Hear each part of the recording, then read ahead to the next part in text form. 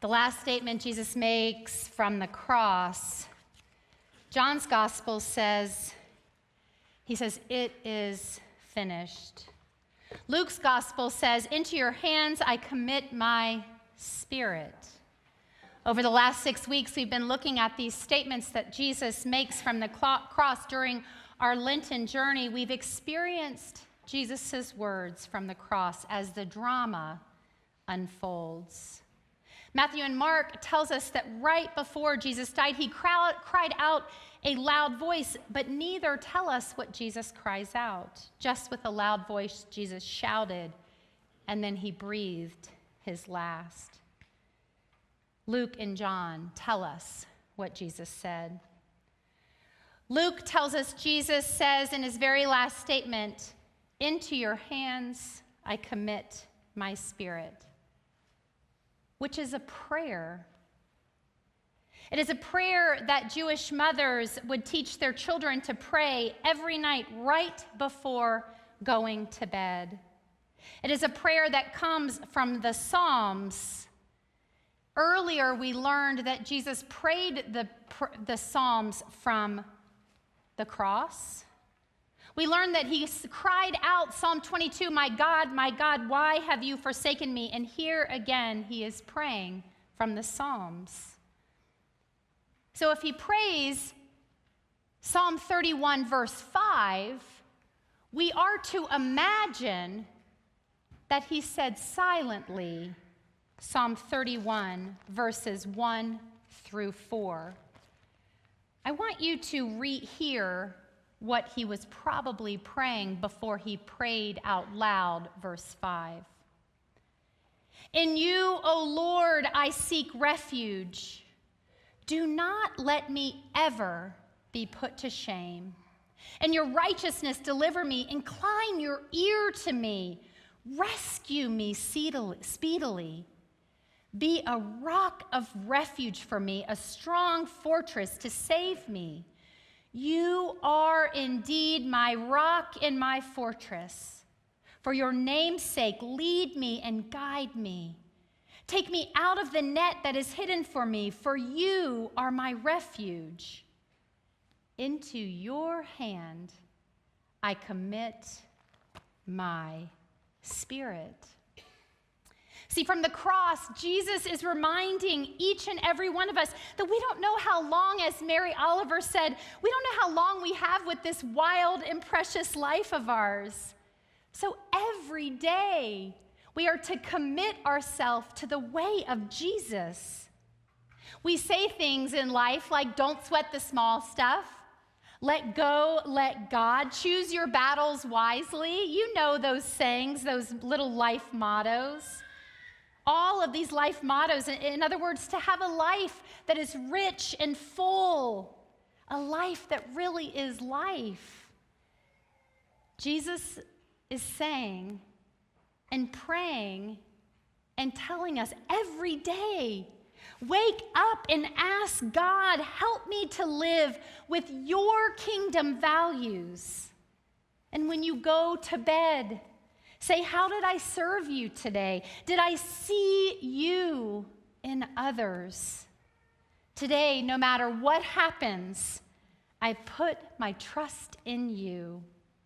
Into your hands, O God, I commit my spirit. That was the prayer Luke said he was praying before he breathed his last. John tells us that Jesus says, "It is finished," or "it is completed." So often these words are portrayed as life is slowly leaving Jesus. It is finished. But the scriptures say he shouted these words, this one word. If you were to go back into the Aramaic, or if you would see in the original Greek that it was written, it wasn't 3 words, it was actually just one word. And this matters how he spoke it. This matters what word it was, because like in any good drama, the way the line is delivered changes in the way in which you understand the story. So it would have been as if Jesus we're saying this one word, done, completed, finished. That's very different in how we understand this last phrase.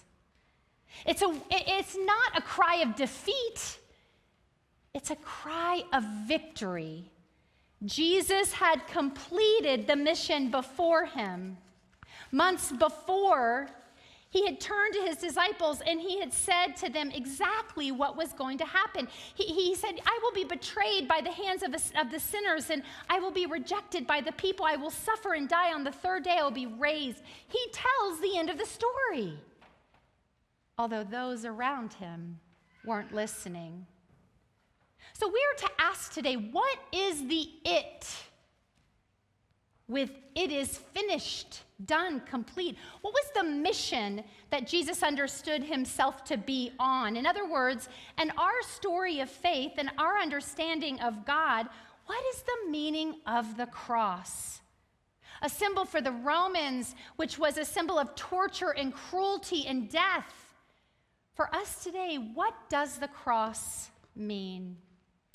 Leslie Weatherhead, who was a well-known scholar and theologian in the 20th century, says this: I cannot imagine any author, however great their scholarship or penetrating their spiritual insight, getting to the point where they felt they could so expound the message of the cross as to leave no question unanswered and nothing unexplained. It is not easy to explain what happened on the cross. I believe it is like poetry. It is like theater. It is like art. It speaks in different ways in different times of our lives. And Jesus himself uses so many metaphors. In fact, there's 50 scriptures alone. I'm not going through them today, don't panic, with metaphors to help us understand what's happening. He uses image like seeds growing from the ground. He talks about liberation, that we are liberated from the things that enslave us. He uses this image of a new covenant, which was grounded in love. The Apostle Paul uses metaphors of calling Jesus the Redeemer. He says he's the debt payer. He says somewhere else he's a savior, he's a deliverer, he's a warrior who fights on our behalf. And the image that speaks to me over and over and over again as I make my way to the cross, he is radical love. When we look at these metaphors, what we see is there's not one simple way to describe the cross. There are so many meanings that are profound, and the metaphors help us to understand the richness, the complexity of such a difficult thing. If I asked you, what is love?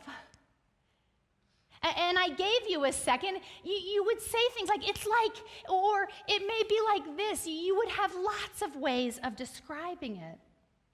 What if I asked you, what is beauty? I would say it's like the sunrise and the sky turns orange, or we would have these beautiful descriptive metaphors to help us understand how they settle in our heart. What is grace? What is mercy? All of these require metaphors. See, the cross is not a science. It is not a literal way of understanding. It's poetry. In a life of faith, God speaks to us through the cross. It becomes a mirror that we hold up, and the cruelty, it reminds us every day of the cruelty that we can do to one another. I feel like this is happening every day.